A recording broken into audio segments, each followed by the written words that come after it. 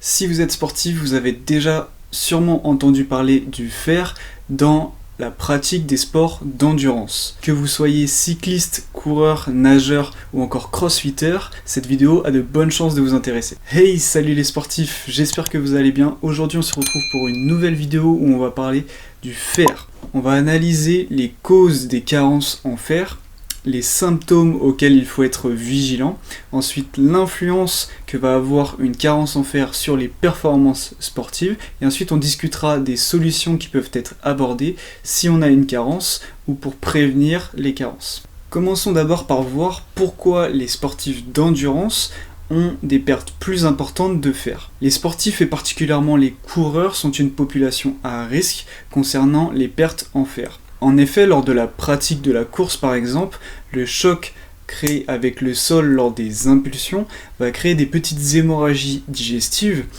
qui vont créer des pertes de sang plus importantes qui vont se retrouver dans les urines et dans les selles. Ces pertes elles peuvent également se retrouver dans la sudation. Le tube digestif est peu irrigué. En effet, le flux sanguin il va être redirigé vers les muscles pour la pratique sportive, et de ce fait il va y avoir la création de troubles digestifs et de pertes sanguines au niveau des parois intestinales. Donc les pertes sanguines sont dues à la pratique de l'activité physique, mais aussi à la friction entre la peau et l'équipement. On va avoir également l'accumulation du stress oxydatif, donc lorsqu'on pratique une activité physique, on va avoir la création de matières pro-oxydantes qui sont les radicaux libres et qui vont être finalement une perturbation cellulaire, et enfin la prise d'anti-inflammatoires non stéroïdiens. Il y a également les causes affectant l'absorption de fer. Donc on va avoir par exemple le déficit en cuivre, évidemment le déficit d'apport en fer par l'alimentation.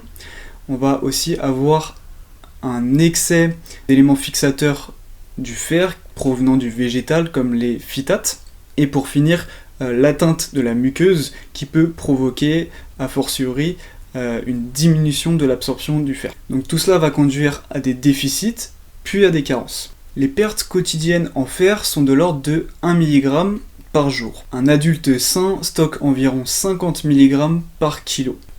Cependant, chez les sportifs, les pertes de sang peuvent être plus importantes. Par exemple, chez un coureur, les pertes peuvent atteindre 5 à 6,5 ml par jour contre seulement 1,5 ml chez un individu sédentaire.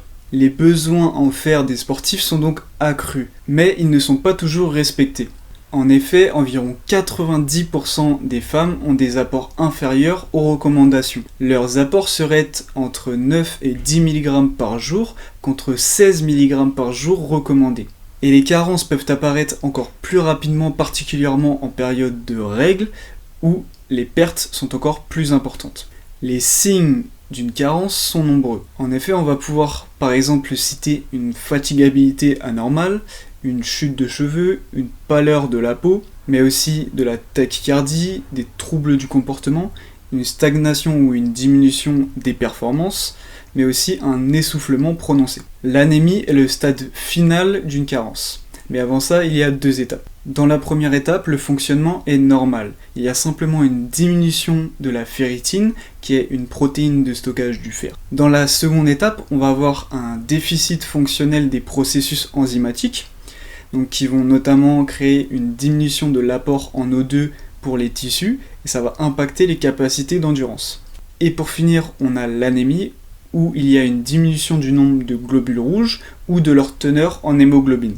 Il faut savoir que dès la première étape, les performances physiques peuvent être impactées. Il existe 2 types de fer, le fer héminique provenant de l'animal et le fer non héminique provenant du végétal. Notre stock provient à 75% du fer héminique. En effet, le fer héminique est beaucoup mieux absorbé que le fer non héminique. Par exemple, si l'on mange de la viande, on va en absorber 20 à 15%. Alors que si l'on mange des lentilles ou des épinards, on va seulement absorber 5% du fer. Cela provient du fait que le fer non héminique doit passer par un complexe enzymatique pour pouvoir entrer dans les cellules intestinales. Le problème est que d'autres éléments peuvent entrer en concurrence avec le fer pour pouvoir se lier au complexe et entrer dans les cellules. C'est le cas notamment du café.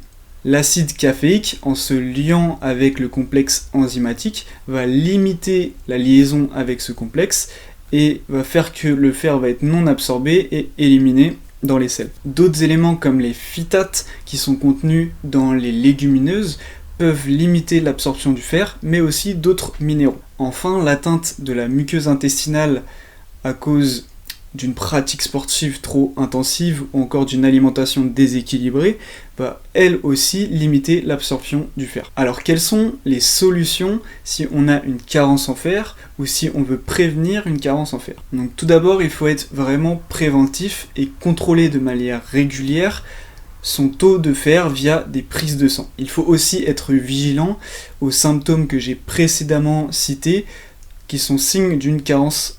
Ensuite, il va falloir vraiment faire attention à son alimentation et particulièrement à ses apports en fer et aussi prendre soin de sa santé intestinale car les carences, une fois qu'elles sont présentes, il est vraiment très difficile d'en sortir. Attention, manger de la viande rouge une semaine avant un marathon ne changera rien. Il faut vraiment contrôler ses apports en fer sur l'ensemble de l'année. Le foie ou le boudin sont par exemple d'excellentes sources de fer. L'association avec de la vitamine C permettrait une meilleure absorption.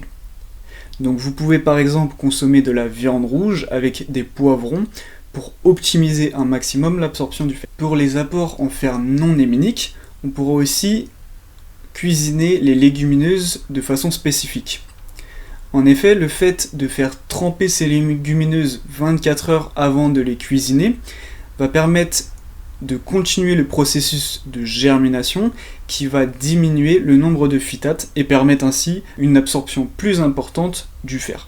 La complémentation en fer a démontré peu d'effets. En effet, les compléments sont souvent associés avec d'autres minéraux qui vont entrer en concurrence avec l'absorption du fer. C'est le cas aussi de la surconsommation d'aliments riches en fer qui va plutôt conduire à une désensibilisation des récepteurs plutôt qu'à une absorption plus importante. Si vos prises de sang révèlent un taux de fer ou un taux de ferritine insuffisant, rapprochez-vous de votre médecin qui vous prescrira une complémentation adaptée. Le dosage est vraiment important car il peut y avoir beaucoup d'effets secondaires, notamment au niveau du tube digestif. Voilà, j'espère que vous avez aimé la vidéo. Si c'est le cas, n'hésitez pas à mettre un pouce bleu et à me mettre en commentaire toutes vos questions. Et je vous dis peace.